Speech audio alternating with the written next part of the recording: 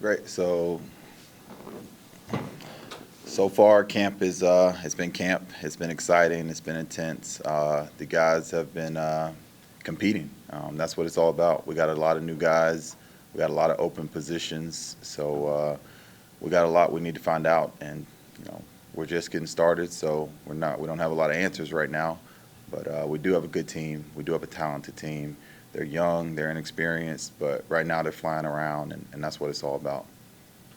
What's kind of changed with your promotion to defensive coordinator? I know Ryan still plans on calling plays, but just kind of how's that kind of work right now? So right now I gotta look more at what we're doing schematically in the back end, and just for myself, we have very capable coaches. Obviously, Coach Beer is very involved. We have 4 DB coaches, on staff. So those guys are doing a great job. They've always done a great job. I'm just learning for myself to try to learn more about what they do and how it ties into what I do. And that's a learning experience for me, something that I'm excited about. But not much. I'm still the D-line coach, and as far as I know in this league, if you're going to win, your D-line's going to have to play really well. So I still got to stay focused on what's most important. How's that group improved? We saw some numbers take a step back. Of course, the Anthony Payne injury changed a lot for that defensive line early in the year. Just how's it look on the defensive line right now? Right now, it looks really good. You mentioned the injury to Payne in the second game of the year. That was huge. I was giving the guys a hard time the other day that he only played 2 games and he had more sacks than most of y'all. So that was a huge loss. Obviously, losing Eric the year before was also a huge loss. But I went into recruiting to make sure that I got us enough guys and enough talent, enough depth, so that we can sustain injuries like that going forward. Right now, Jalen Williams has done a great job. He's had a phenomenal spring. He's done a great job leading, great job getting better. I added a great running mate to him with Darian Smith. He's a transfer from Charlotte. Darian's come in. He's been a pro. I mean, he's come in with the right mentality, the right work ethic. He watches film almost as much as I do.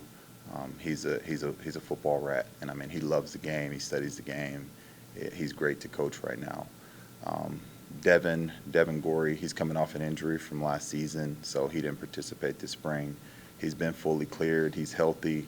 We're getting him back into shape because it's been a long rehab. But I know what Devin can do. He's been able to finish games for us, sacking the quarterback and affecting the quarterback. So I think we got a really good rotation going with those 3 guys at the end position. At the D tackle, Armand had a great spring. Armand Wallace, he's been a rotational, reserve player for us over the last few years. He's taken his game to another level. He's very fundamentally sound. He knows exactly what I want him to do. He's been able to watch those guys for the last few years, and so is Alan Love. Both of those 2 guys are seniors and juniors. They're experienced. They know what this league is about. They know how I coach, what I demand, and they're setting a great example.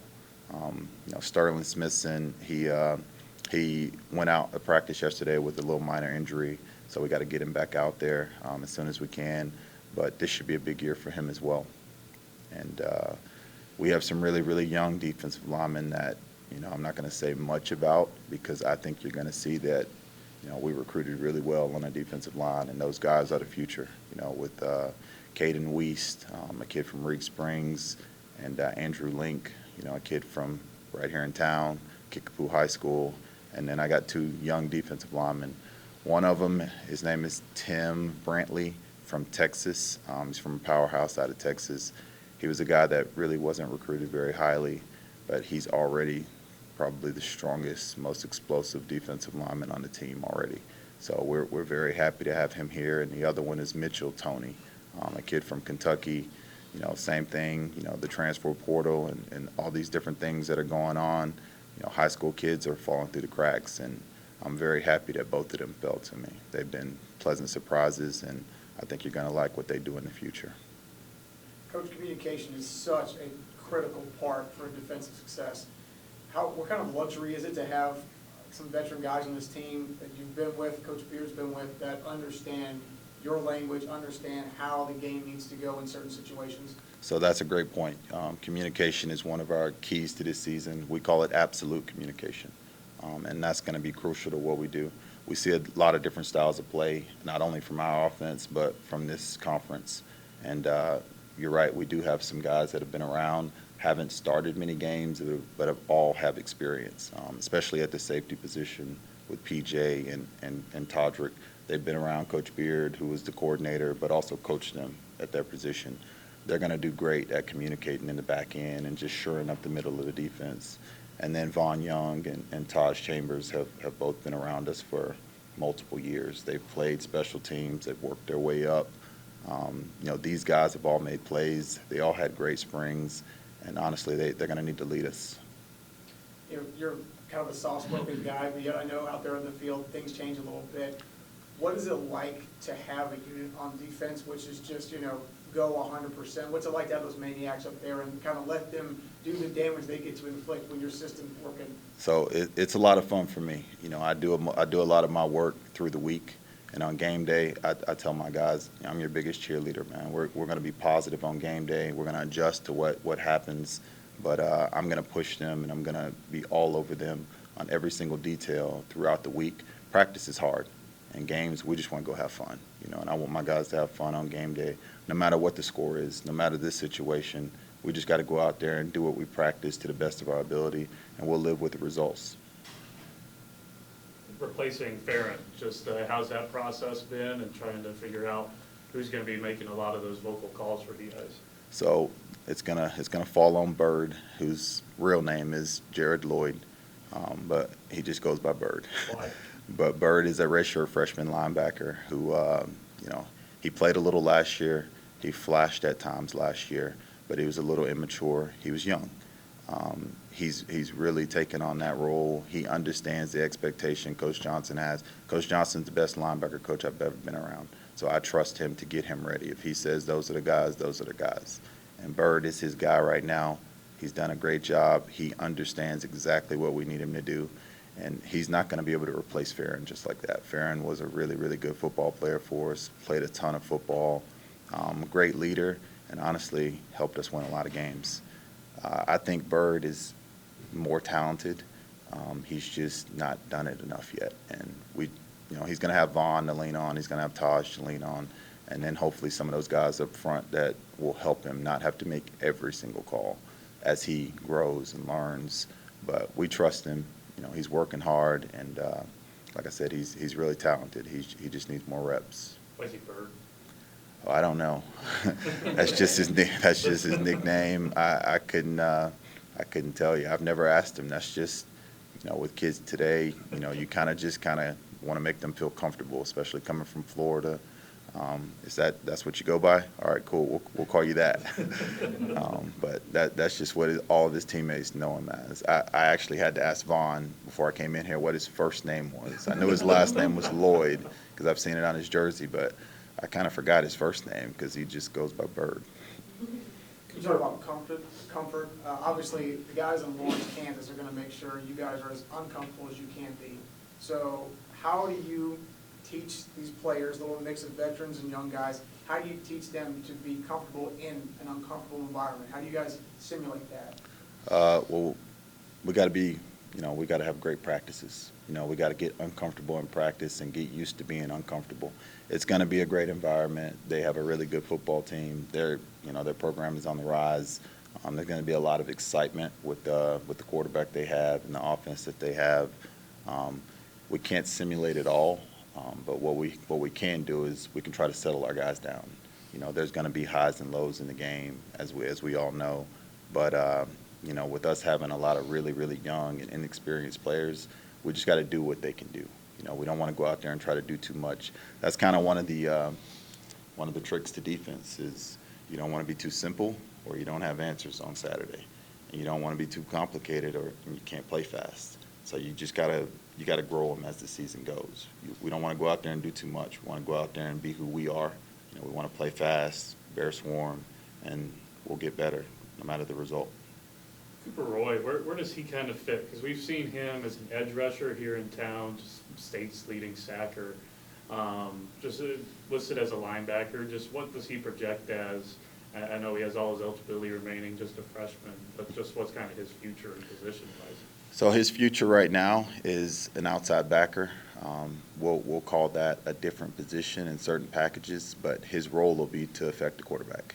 We'll get him out there in a couple of variety of different ways of rushing the passer. That's what he's great at. That's what he he was our best pass rusher this spring. So we'll continue to build off of that. But he's a very young player, like you mentioned.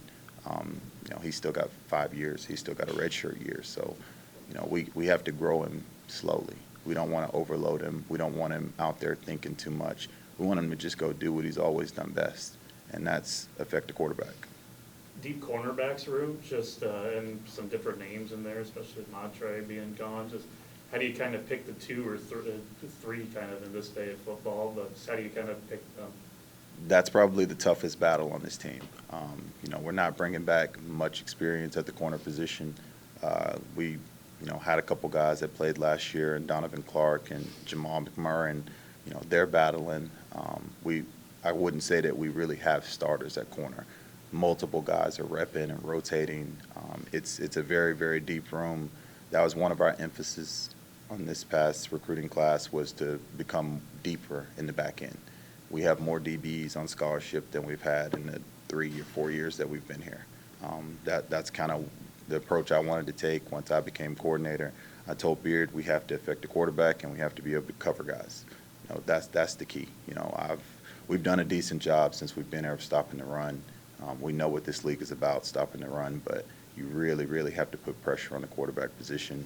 You have to be able to cover some of these dynamic receivers that we see in some of the top teams in this league. And we brought in a lot of DBs. We brought in a lot of defensive linemen because we think that's going to be the key. But I will call out Kalino Levine. Kalino is a junior college transfer from one of I think it's TJC in Texas. But he had a great spring. He's the starting corner. He's the top corner right now. Very fundamentally sound. Watches film, stops by our office probably twice a day. He's a great person, great kid. And he's becoming a leader, but his playmaking ability is for sure there. And that's kind of what we really love about him, is he's not afraid to go attack the ball. He's not afraid to be aggressive and challenge guys. He's our top guy right now. And then we have some other guys that have come in. We have a freshman from Arkansas, Floyd Williams. Floyd has done a phenomenal job right now of learning. And as we bring him along, the ability, the talent, it's all there. He's just young. He hasn't done it before. But the movement skills, kind of what the DB coaches have told me about him so far, is he's going to be a guy that's going to be able to challenge for some reps. And as we move along in camp, we have more, evaluations, scrimmages, things like that. We'll be able to see if he can handle being the guy. One last thing from me. You mentioned aggression. Going back 4 months to your spring game, there were at least 2 or 3 plays I remember seeing that you guys lit some of the offensive guys up. You guys love to tackle, obviously. How much fun is it to have guys that want to hit somebody hard? So that was a bittersweet day for me. It was great seeing some of my D linemen play well, but I was actually on the other team, so I was watching my O-line get destroyed by some of those guys. So I was happy for them, but I was also trying to motivate the D line I was coaching. We got to pick it up. Those guys are taking over. I was on the losing team in the spring game, but it's fun. It's kind of what we work for. And I'm really excited that we were able to go out there and perform. And the biggest thing for us in coaching is we got to get guys to perform every day. We can't become complacent. We know what our standard is here. We know what the expectations are. We know what outside interests think of our team and what we're going to do. We just got to keep a chip on our shoulder every day. We got to just keep that edge, not go over the edge, but we really got to push it. O-line, D-line, linebackers, we got to be physical. This is a physical league, and if you're not as physical as the other team, you really don't have a chance to win.